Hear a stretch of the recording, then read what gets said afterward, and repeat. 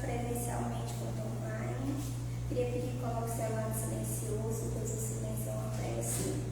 E lembrar que estamos recebendo doação de ração para pets e alimentos nas caixinhas lá fora. Mais informações lá na recepção. Pessoas que estão em tratamento de passe, lembrar de passar na recepção para marcar. Lembrando que temos estudos permanentes e começou agora uma nova turma da obra O que é o Espiritismo. E temos encontro de juventude todo domingo, quinzenalmente, às 9h30. Então vamos ler uma mensagem de um minuto de sabedoria dos dois pastores. O mundo está cheio de luz divina. Procure sempre percebê-las e sentir em si as irradiações benéficas que se derramam sobre todas as criaturas, aproveitando ao máximo o conforto com isso lhe trará o Espírito. Olhe tudo com os olhos de bondade e alegria. Busque descobrir a luz que brilha dentro de você e dentro de todas as outras criaturas. Embora muitas vezes esteja ela recoberta por grossas camadas de defeito. Vamos à nossa prece. Divino Mestre Jesus, espiritualidade amiga, queremos te pedir, te agradecer primeiramente por mais uma oportunidade e te pedir que retire de nós todas as energias negativas, possam repor energias benéficas. Te agradecer mais uma vez e te pedir licença para iniciar mais uma vez desta noite. Hoje o nosso Evangelho Terapia será capítulo 7, os itens de 7 a 10 da Graciela.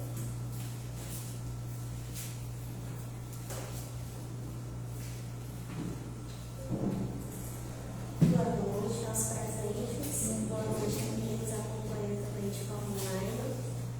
Hoje, no nosso Evangelho, nós iremos fazer o estudo do capítulo 7, Bem-aventurados os pobres de espíritos, dos itens 7 ao item 10, onde trata sobre os mistérios ocultos aos sábios e aos prudentes.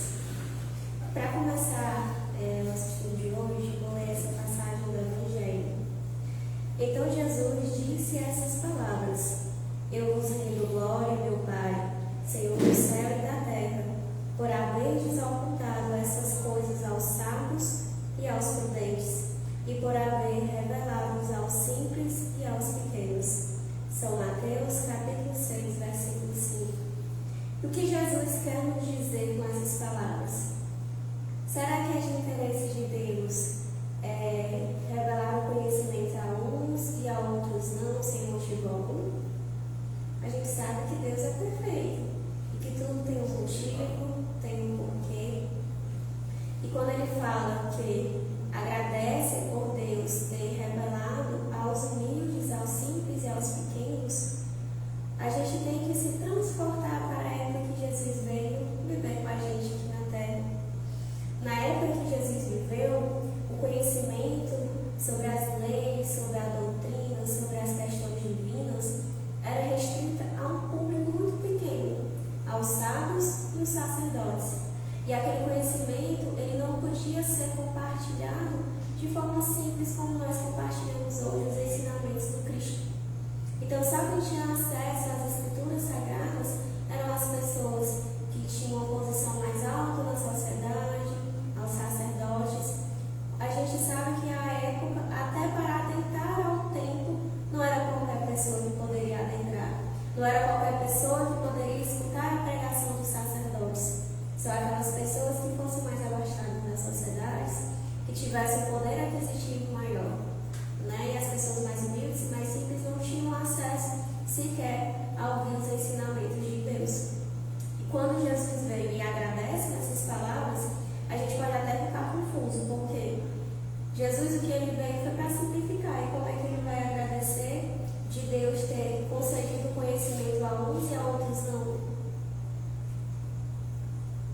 É um pouco confuso e contraditório, mas a gente vai entender isso no nosso estudo de hoje.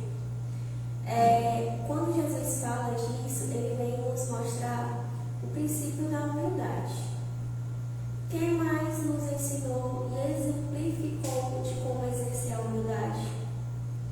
Nós estamos encarnados na matéria, nós temos uma visão ainda muito distorcida do que seja a humildade. por nós estarmos na matéria, nós ainda somos muito apegados ao materialismo.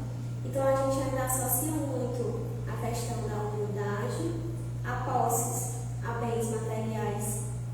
A gente sempre acha que uma pessoa humilde é uma pessoa simples, uma pessoa que não tem muitas condições financeiras.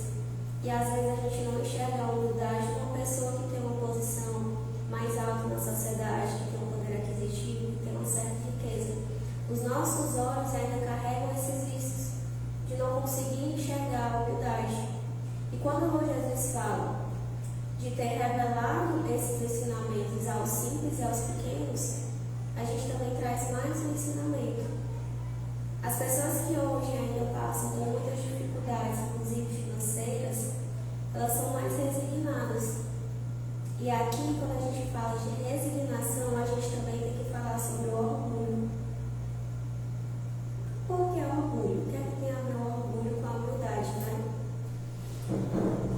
Sentemos aqui em uma mesa e vamos tentar repassar os conhecimentos que nós temos a uma pessoa simples, a uma pessoa que tem uma instrução um pouco mais limitada, e tentemos passar os nossos conhecimentos a uma pessoa que se crê ter muito mais conhecimento do que eu. A gente vai encontrar uma certa dificuldade. E quando Jesus fala de poder trazer esse conhecimento aos pequenos, porque é mais fácil acessar o coração de pessoas humildes, porque elas são mais resignadas. Naquele coração humilde não há orgulho. Ela tem uma aceitação melhor àquilo que você vai conversar com ela, por exemplo. Perceba que na época de Jesus, os sábios e os sacerdotes, eles eram extremamente orgulhosos. A gente tira pelo que fizeram com Jesus, né? Que pecado ou que crime Jesus cometeu? Nós até hoje, 2000 anos depois, ainda não somos capazes de afirmar qual foi o crime que Jesus cometeu. Ele foi contra as leis da época, as leis humanas da época não. Ele foi contra as leis divinas que os antigos sacerdotes, os antigos profetas trouxeram ao conhecimento, também não. Ele não foi contra nenhuma lei, ele não foi contra a nenhuma doutrina. Ele veio para trazer algo novo. Ele veio para ensinar o que realmente é importante. Quantas vezes Jesus foi questionado, até na passagem que se perguntam a Jesus, né, sobre a questão dos impostos. E ele fala: dai a César o que é de César e Deus o que é de Deus. Porque o verdadeiro reino, a verdadeira vida não é a material, é a espiritual, a vida eterna.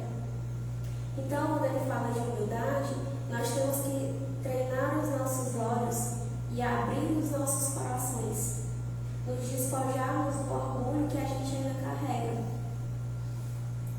Porque quando nós nos desapegarmos desse orgulho, quando nós aceitarmos a verdadeira verdade, porque o orgulho, ele nos prende numa verdade que nós acreditamos ter, em uma razão.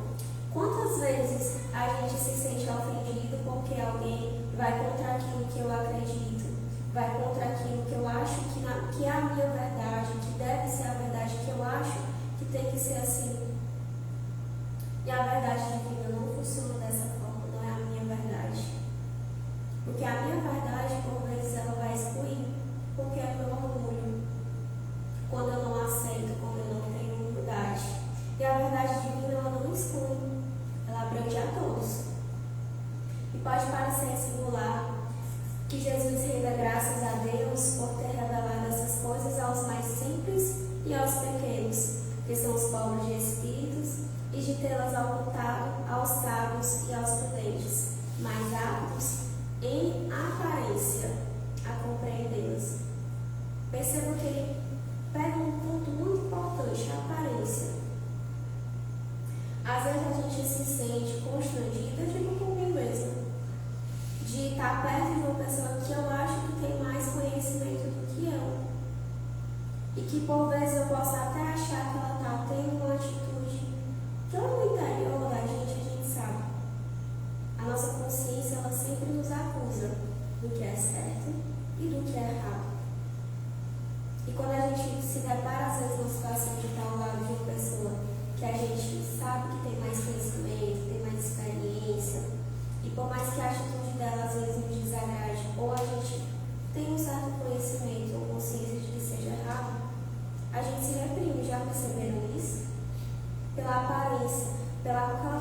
uma pessoa se comunica. Porque a comunicação ela não é só através de palavras, mas ela é através de atitudes. E o que as nossas atitudes hoje estão comunicando? Que eu sou uma pessoa simples, que eu sou uma pessoa humilde, ou que o orgulho direciona a minha vida? E eu volto novamente à questão da humildade, de treinar os nossos olhos para enxergar a humildade nos corações e não a humildade material.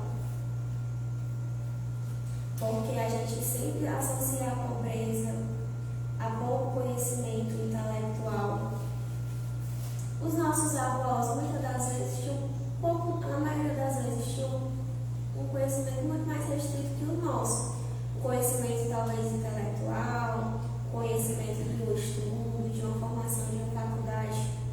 Mas isso impedia que eles nos repassassem conhecimentos e ensinamentos que são bons para as nossas vidas? Não. Porque eles falavam com amor, falavam para o nosso bem, assim como o Pai Celestial faz com a gente. E quando a gente passa por determinadas situações, inclusive de sofrimento, de aflições, é exatamente isso. É a oportunidade que nós temos. Nós temos uma coisa chamada livre-arbítrio, da coisa, no meu pouco conhecimento, mais perfeita que Deus poderia nos dar. Ele nos dá todo dia o poder de escolher como nós iremos viver as nossas vidas. A gente, quando tem um filho, será que a gente dá esse livre-arbítrio do filho da gente escolher o que é que ele quer fazer? Não. A gente quer que vá para a escola, a gente quer que tome banho, a gente quer que arrume a cama, que estude, porque a gente quer, a gente sabe que é para o bem dele, mas é porque a gente quer. Mas também quando esse filho vai contra a essas orientações e ensinamentos, que a gente sabe que é para o bem deles, eles não vão sofrer também as consequências. E quando a gente fala sofrer as consequências, eu acho uma interpretação muito limitada do nosso idioma. Porque é apenas conviver com as consequências das atitudes que nós temos, com as escolhas que nós fazemos. O sofrimento não é uma punição, mas uma consequência. E quando a gente abre a mente e consegue entender isso, a gente aprende a deixar o nosso orgulho e o nosso ego de lado. A gente deixa de se sentir tão ofendido pelas determinadas situações de aflições que nós vamos passar. Nós estamos no planeta Terra, ainda hoje um mundo de provas e expiações. E se a gente está aqui, é para passar por prova e para expiar. É um processo que nós todos teremos que passar. Mas a gente tem a escolha de passar isso. É por essa vida, por quantas vidas forem necessárias para a purificação do nosso espírito aqui nesse planeta.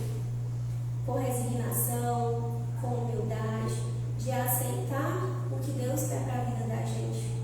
Caindo pelo caminho algumas vezes, mas também tendo a boa vontade, a escolha de se levantar e saber qual é o destino, qual é o caminho que nós temos que seguir.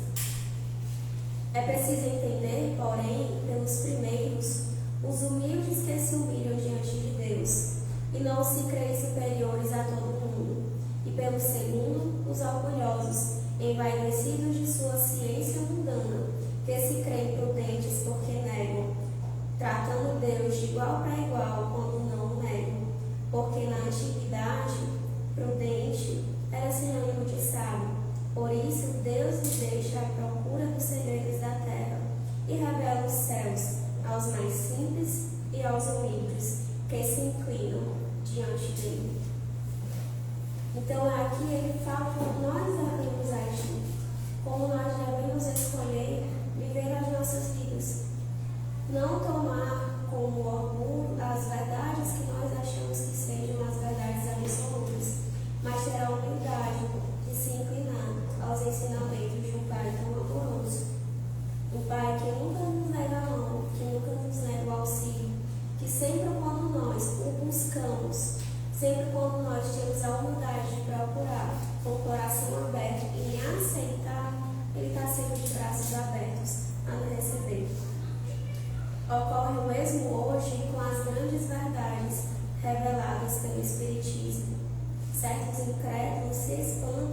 de que os espíritos façam tão poucos esforços para os convencer. É que estes últimos se ocupam daqueles que procuram a luz de boa fé e com humildade, de preferência aqueles que creem possuir toda a luz, e parecem pensar que Deus deveria estar muito feliz e conduzi-los para si, provando-nos de que existe.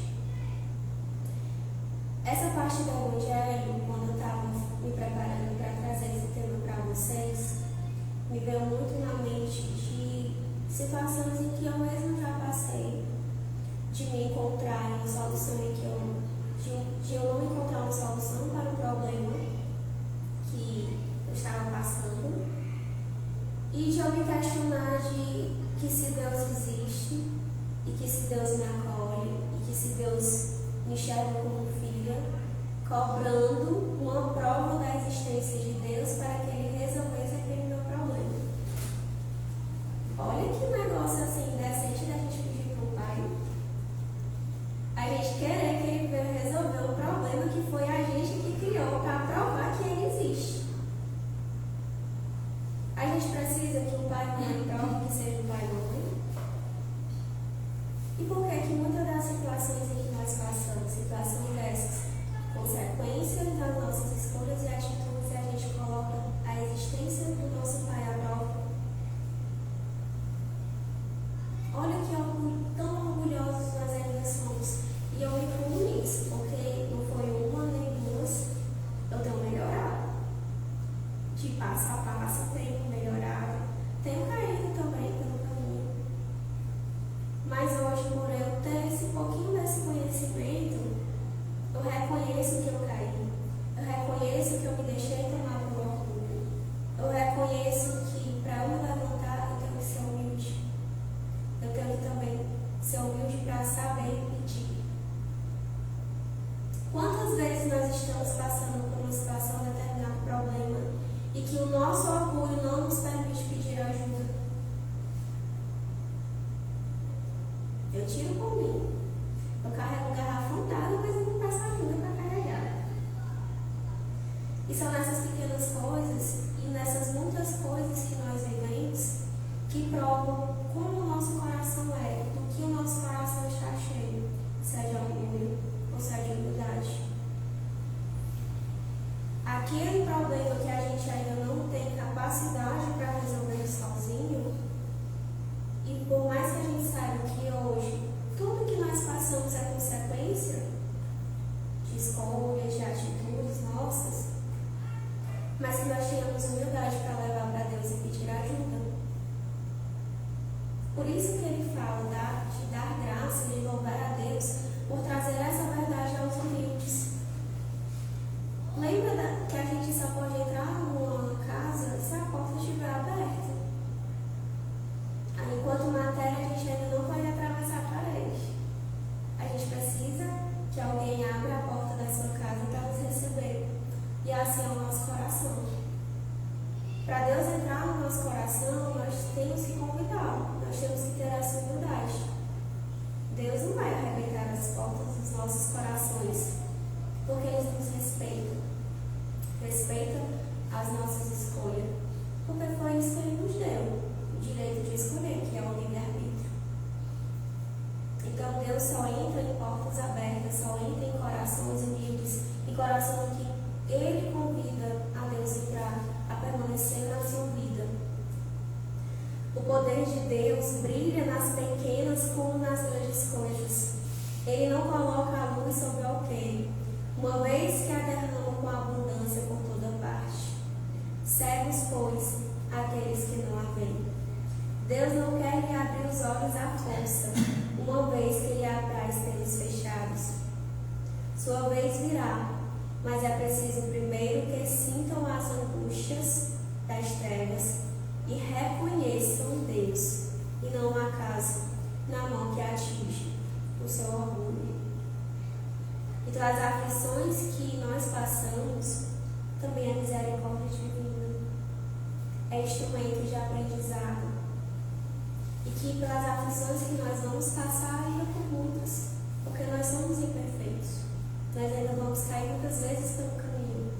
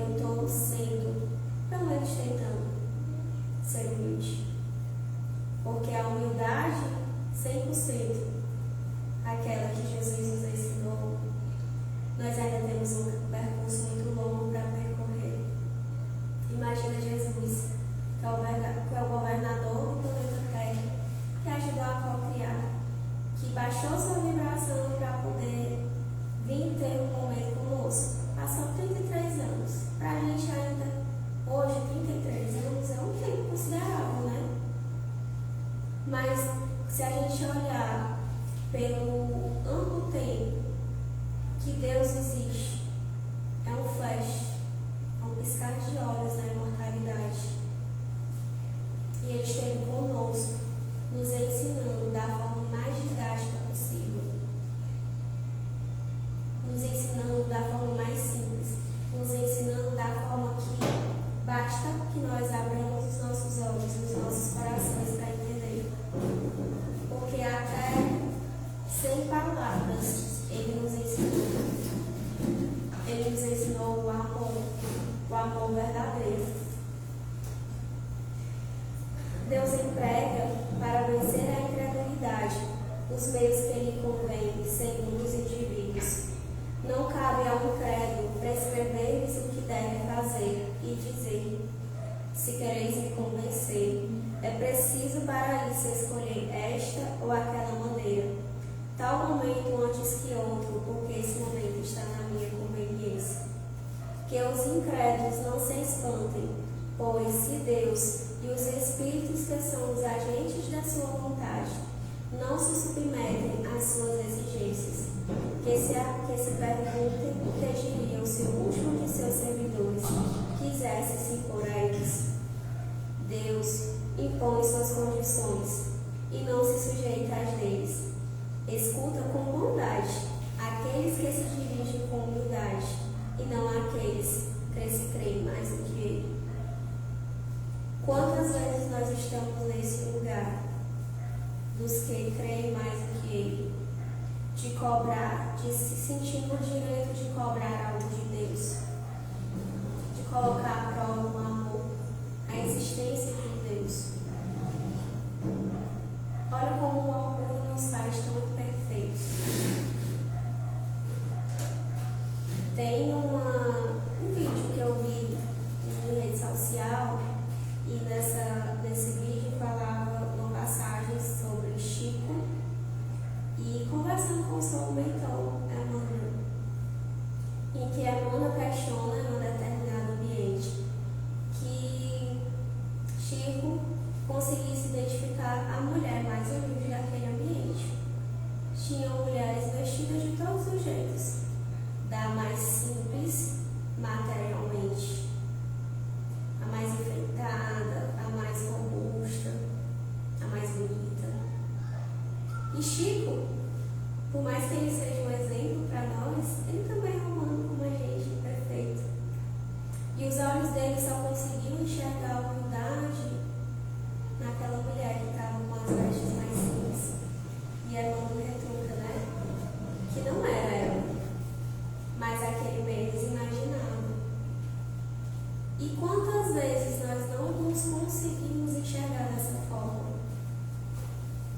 Quantas vezes a gente não consegue ainda enxergar isso na gente? Quantas vezes a gente recrimina as nossas próprias atitudes?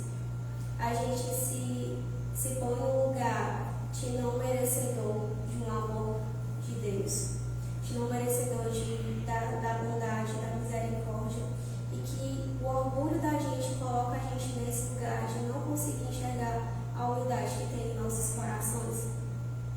Porque a gente fala muito sobre o outro, sobre enxergar isso no outro. Mas como é que eu vou enxergar isso no outro se eu não consigo enxergar em mim mesmo?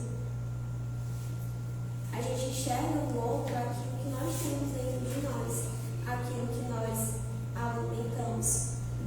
E o que é que nós estamos dia após dia alimentando nos nossos corações?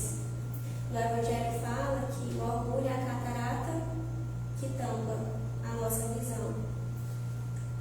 E principalmente uma visão sobre nós mesmos. Quantas vezes o nosso orgulho nos coloca em uma situação de estar num lugar inacessível para outras pessoas, inacessível para aqueles bons espíritos que nos acompanham, que velam pela nossa encarnação, inacessível para Deus. Quantas vezes a gente está tão imerso em um sofrimento em determinada situação e o nosso orgulho não nos permite que a gente peça ajuda, que a gente se abra para esse auxílio. E quando a gente fala um pouco sobre orgulho retorno, a gente fala muito sobre os outros, sobre o que a gente enxerga nos outros, mas o que a gente está enxergando em nós mesmos. Então é essa humildade que nós precisamos ter.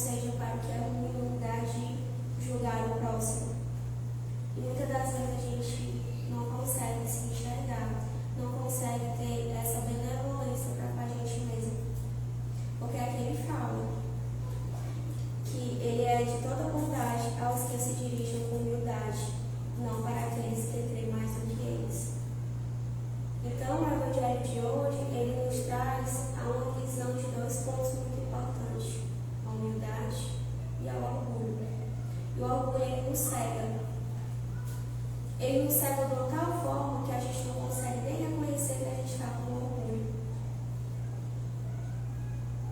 Nos cega de uma tal forma de nos prender em uma determinada situação, em um determinado ambiente, em um determinado relacionamento e não nos permitir enxergar aquilo que hoje nos aflige. Não nos dá o poder, não nos dá a oportunidade de escolher mudar. E percebam que esse orgulho a gente carrega assim, preso na gente, mais do que os cabelos. E é um ponto cego pra gente. É igual quando você vai dar uma ré, aí você esquece a ponta do carro, é um ponto cego. E o orgulho é o nosso ponto cego. E o que é que a gente está fazendo dia após dia para tirar esse ponto cego da vida da gente? Porque a gente sempre enxerga o orgulho como algo que vai trazer malefícios aos outros, né? A gente sempre enxerga que o orgulho de alguém está nos prejudicando. Mas a última etapa de reconhecer, de ter um coração humilde, é reconhecer que o orgulho nos ainda faz muito mal. É como uma pedra que a gente carrega a vida toda, puxando assim pela perna. A gente sabe que está pesado, que tem uma coisa pesada, mas a gente está tão cego que a gente não consegue enxergar aquela pedra que a gente carrega. No último item, que é o que fala sobre essa visão limitada da gente. Deus disse não poderia atingi-los pessoalmente por sinais manifestos em presença dos quais o incrédulo mais endurecido deveria se inclinar? Sem dúvida, ele poderia. Mas então, onde estaria o seu mérito? E aliás, de que isso se serviria? Vamos acompanhar um raciocínio para a gente entender essas palavras de Deus. Qual o sentido teria de Deus nos dar as múltiplas existências, as múltiplas vidas, que são infinitas oportunidades que Deus nos dá de repararmos os nossos erros, as nossas escolhas? Sim, no momento em que, em vez de eu fazer passar por alguma prova, por alguma aflição, de aquele momento melhorar e lapidar meu espírito, Deus me pegasse pela mão e tirasse dali. Qual aprendizado eu teria?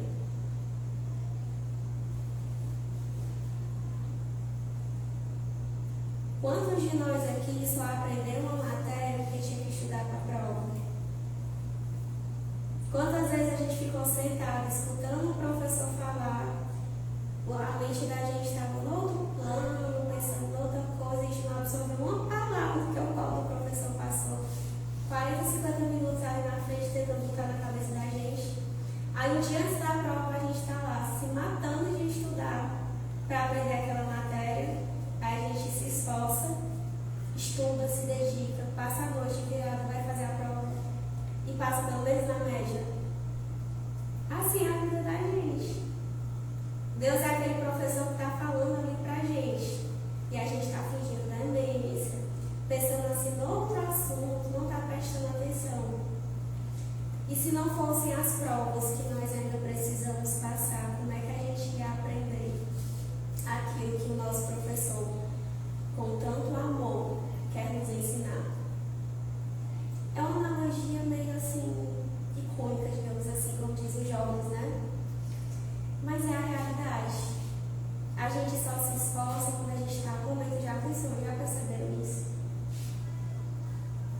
Às vezes a gente vai trabalhar e se lembra de lavar a blusa da farda no domingo à noite, porque na segunda-feira vai trabalhar. Tem no final de semana todinho. E quantas situações exemplifica isso? Exemplifica o que Deus nos permite passar, as aflições, para que a gente possa aprender com os nossos erros, com as nossas escolhas, e a gente aprender a fazer escolhas melhores, porque essa é a didática de Deus. Não é Ele vir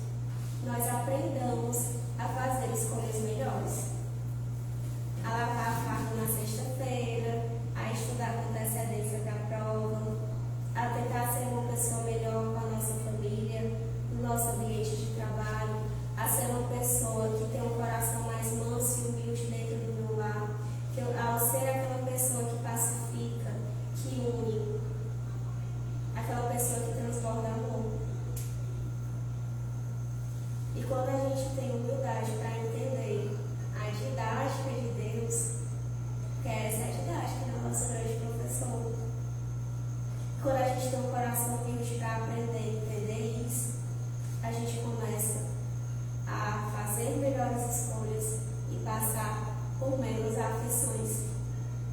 Então, essa é a grande didática de Deus, é mostrar que é o coração humilde. Não é aquele que detém o maior conhecimento, que detém o maior poder aquisitivo, os bens materiais, mas aquilo que nós carregamos no nosso coração. Do que nosso coração está cheio hoje, de como eu vou viver a minha vida, de qual lugar eu dou para Deus na minha vida. Como eu falei, a gente só pode entrar numa casa que tem as portas abertas para que a gente entre. E Deus só pode estar nas nossas vidas se nós tivermos a humildade de recebê-lo na verdade. Quem já imaginou a gente, quando pai ou mãe, chegar na casa do filho e não abrir a porta para a gente? Qual o sentimento que nós teríamos? E Deus passa por isso todos os dias. Passa por isso todos os dias quando ele encontra a porta fechada da lamentação, quando ele encontra a porta fechada do egoísmo, quando ele encontra a porta fechada das más palavras, quando ele encontra a porta fechada da raiva, da ira, e quando eu não dou o lugar da humildade.